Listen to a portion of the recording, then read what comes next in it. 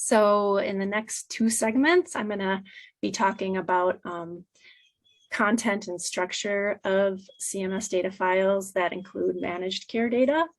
I'm going to share some nuances that we researchers here at ResDAC have learned while we've worked with it. We have a lot of great info to share, but that said, you know, it's pretty complex and relatively new compared to fee-for-service data. So we don't know it all, and you know, as we continue to work on it and work with it, we learn more and more. But yes, there still are sort of some blind spots, but we're enthused to share what we do know with you. Definitely with the hopes that more researchers will use this important data. So throughout the segments I present, you know, might say managed care, Medicare Advantage, or even HMO kind of interchangeably. Some slides, I won't go into all the detail offered on the slide, but they're there for your reference. Again, you can submit questions in the chat as I go along. And Steph will field those questions, or she'll bring them up at the end of the segment for us to talk about. So in this segment, specifically, I'm going to talk about two files that contain important Medicare Advantage data that can be linked to the encounter records. And then in the segment that follows this one, segment 4, I'll dive into the encounter files themselves. But first, I'm going to talk a little bit about two important files, the Master Beneficiary Summary file, or MBSF, and the Plan Characteristics file. The MBSF contains enrollment and demographic information for each member, and the Plan Characteristics file has plan information on the Medicare Advantage plans. So the MBSF is an annual file that contains all beneficiaries of the Medicare program for that particular year. The file isn't limited just to users newly enrolled during that year. And of course, you can do so by selecting them using some different criteria. And there's no specific indicator for new beneficiaries, but you can use a variable, I think it's called covered start date, maybe to calculate that. The data in the MBSF are based on information received from the Social Security Administration and the Railroad Retirement Board. So it is highly reliable information. And it includes both fee-for-service and Medicare Advantage members. It includes all Medicare beneficiaries for that year. I think Nate already showed this slide in his presentation. Just to reiterate, the Medicare Advantage population is quite large, 41% in 2019. It's been going up steadily, you know, over the past decade. So, you know, that just makes it that much more important for us to understand the encounter data. So, because it is such a large portion of the Medicare program.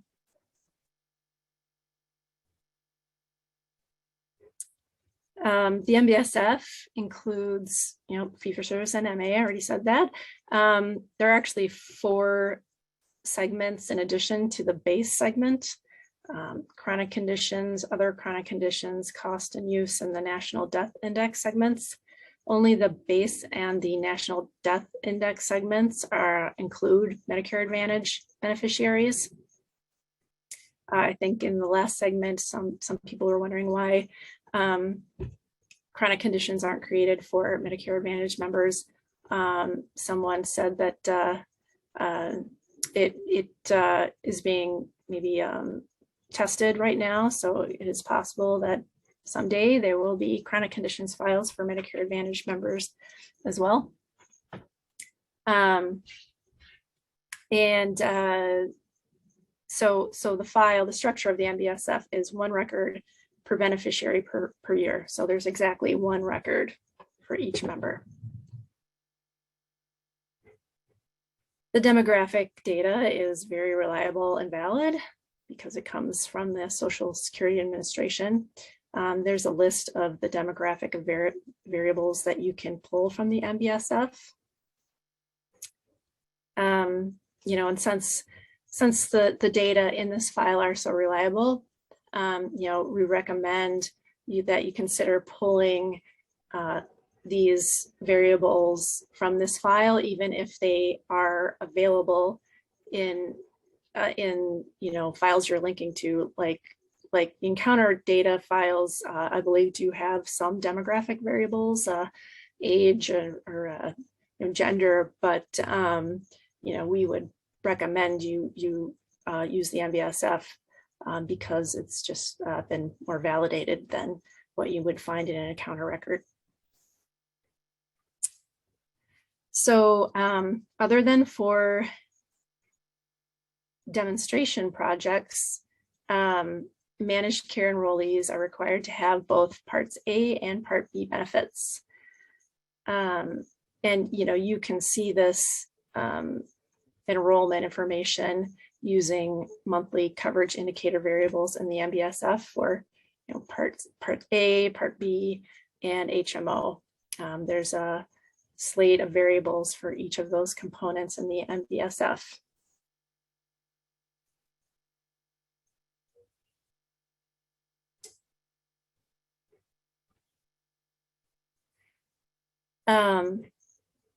Sorry, there we go. There's also Part D coverage information in the MBSF. The Medicare Advantage population has a very high rate of Part D enrollment, I think, as Nate talked about earlier, almost 98% in 2019. Fee-for-service is markedly lower at 70%. So that's an interesting difference between the two groups. The MBSF also contains an array of variables that indicate dual members who are eligible for both Medicare and Medicaid.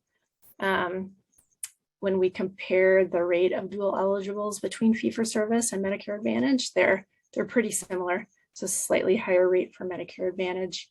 They're both around 20%. Becky, yes. There was a request. Would you be able to close the live transcription thing at the top of your screen? Oh, yes. I'm sorry. Thank you. Is that better? Yep. Thank you very much. Sorry. Thank you. I apologize for that. Please do stop me if anything else pops up on the screen that blocks things on the slides. Let's see, moving on, sorry. There we go. So when you open the MBSF, you'll see several sets of variables that are numbered 1 through 12. And these are generally indicators for coverage for each month of the year. So there are variables that indicate managed care enrollment. They're called HMO indicator 1 through 12. So that is how you would identify members of Medicare Advantage. Now there's also an variable that gives you a sum total of the number of total months in that year that a member was covered by an HMO. But that variable does not distinguish between HMO types, but the monthly indicators have a little bit of a type information for the HMOs that they're covered under. That we'll look at here. So these are the categories in the HMO indicators. So the CMS Encounter Data User Guide says that beneficiaries have HMO coverage for any month where the indicator has a value other than 0 or 4. So you can see that zeros, you know, have 38 million people in 2019. You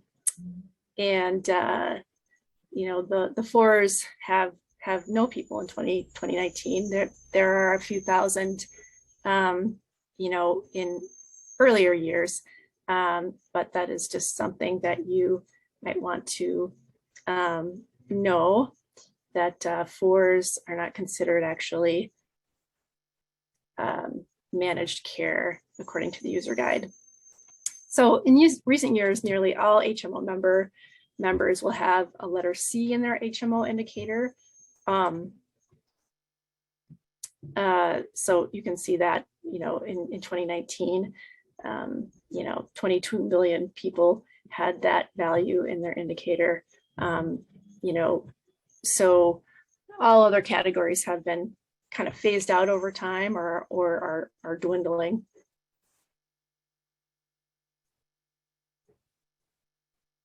With version K of the MBSF came monthly information on the contract number and plan benefit package that each member was covered under. So those are the names of the variables that in the MBSF that give you those ID numbers. So you use the two values combined to identify a unique plan. There's also variables called plan type. And here's a graph showing you the distribution of plan type in 2019, January of 2019. You can see, you know, most are in health maintenance organizations. A lot are in local preferred provider organizations.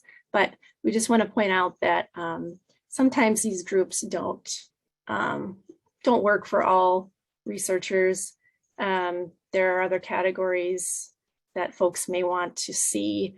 And there are some other options for categorizing plans that you can pull from a different file I'm going to talk about in a little bit called the plan characteristics file.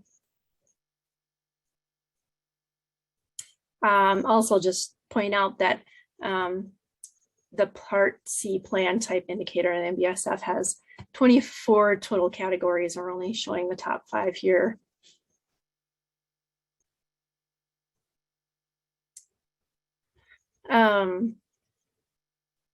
Let's see here.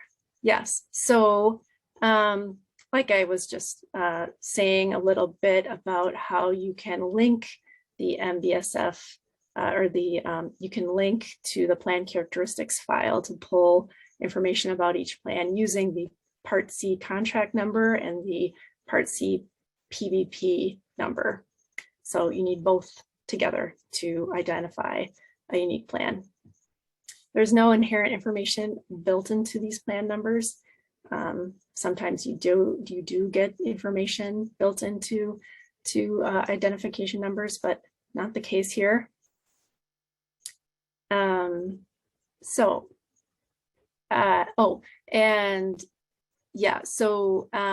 you may wonder, well, how often do members switch between different plans within the year?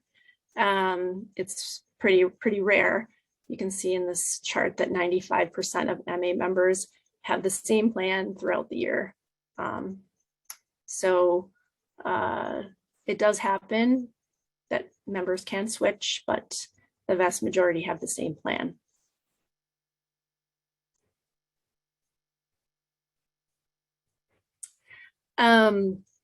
So this kind of shows you the mortality rate comparing fee-for-service to Medicare Advantage using the MBSF National Death Index segment. And it's good. I'd like to note that that segment is only available until 2016.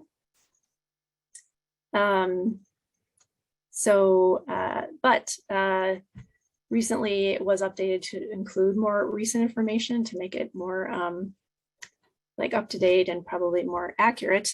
So the NDI agrees with the NBSF NDI segment on whether or not a beneficiary died, 99.9% of the time. So highly accurate information.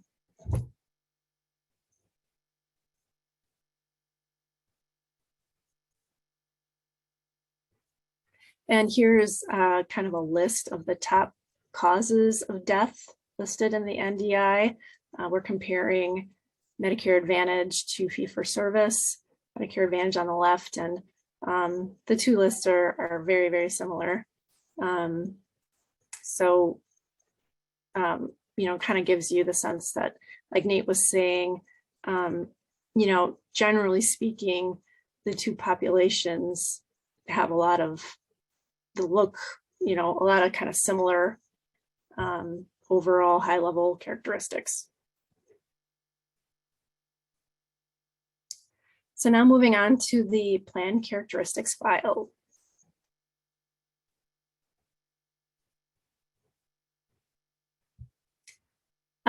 So this file contains plan information for Part C and Part D plans. Plans submit data to CMS via the Health Plan Management System. CMS uses that information they received from plans to review benefits for compliance, and that information is used to compile the plan characteristics file.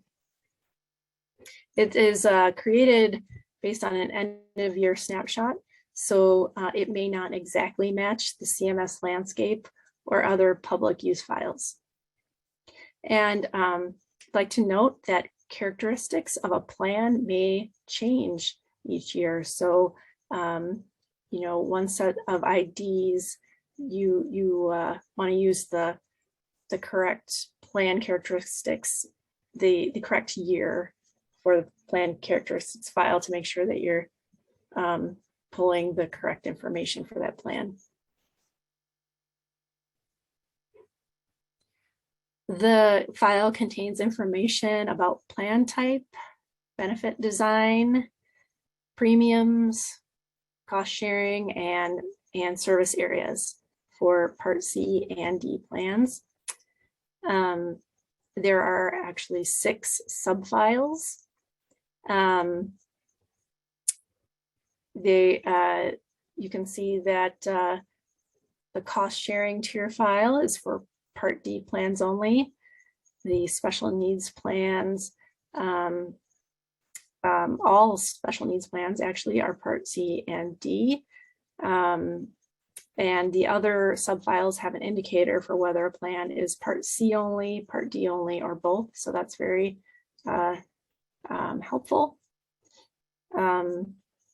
And please note, want to make it clear that the unit of record can differ by subfile, so it's important to be aware of that. Perhaps dig into the plan characteristics user file before joining to the subfiles, so that you know that you're doing the join properly. Like, for example, the plan premium file can actually vary by contract plan and segment. So a segment of a plan can constitute a specific geographic area, and there can be multiple geographic areas covered under one plan. So that's why there can be multiple rows for one plan in that subfile. Sorry, here we go. So the base file of the plan characteristics file is going to kind of have the meat of the information that people most commonly will be wanting. It contains plan type and drug benefit information. There is exactly one record per plan. The plan is identified with combining the contract ID and plan PBP ID, which you can get from the MBSF. The contract identification number is unique to each contract with CMS, and the first letter does have some information built into it. It indicates the organization type. For example, if it starts with an R, that means it's a regional managed care contract. So does that information map to the categories of the field about contract type that you showed us a slide of earlier? Or is it Yeah, not the same?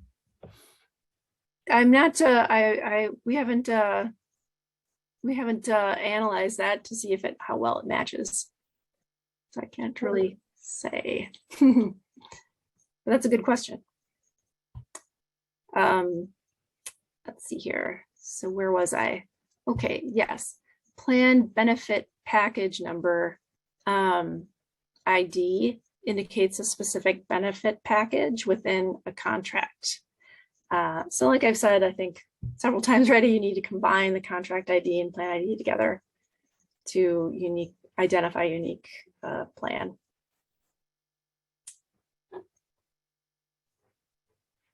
In the 2019 plan characteristics file, we found about 4,300 total unique plan offerings.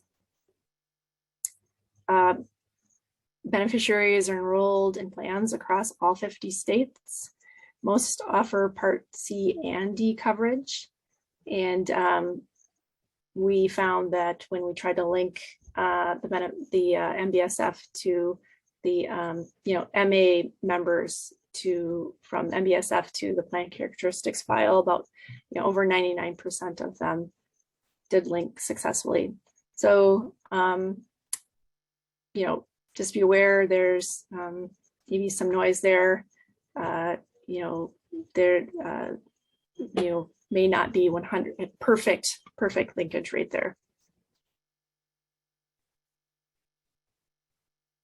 And you can see the kind of percentage in the pie chart of plans that are Part C and D versus those that are Part C only. And the vast, vast majority, could say that 86% are Part C and D combined.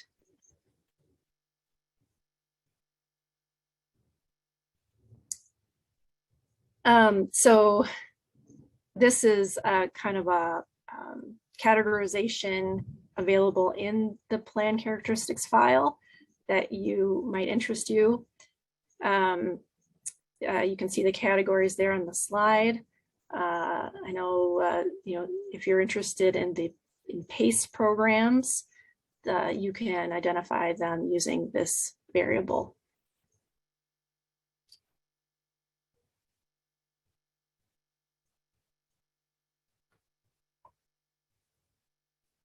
So before I go on to segment 4, are there any questions?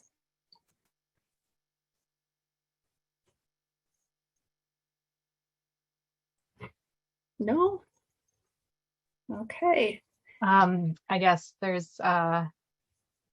was one question about whether you could link an HMO plan contract number. I think actually this was covered. And then the question was, how do you identify PACE? If you want to. Oh, identify PACE plans. Yes. So there is a PACE category in the plan characteristics file. So you could, get the contract and PVP numbers from the MBSF and then pull that information from the plan characteristics file.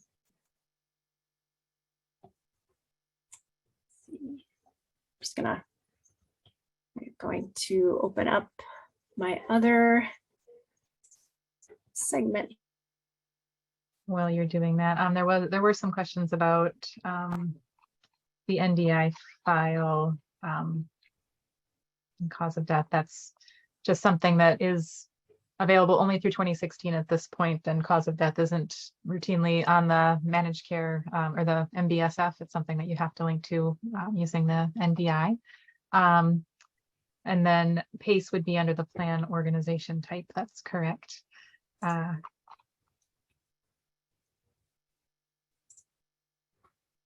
then one person asked about whether or not they could tell if they had version K of the MBSF. And I would say if your main concern is that you want these plan provider numbers, you could make sure that those are on there, but they've been I don't know if you know the date, Becky. It's been a few years now. Yeah, I'm sorry, I do not know the date. But yeah, so you can check in your data to ensure that you have those. But pretty much ever since the encounter data has been, I think, released, you've been able to tell enrollment at the beneficiary level in specific plans. Great. All right, well, if there are no more questions on segment 3, I'll start segment 4. Let's see.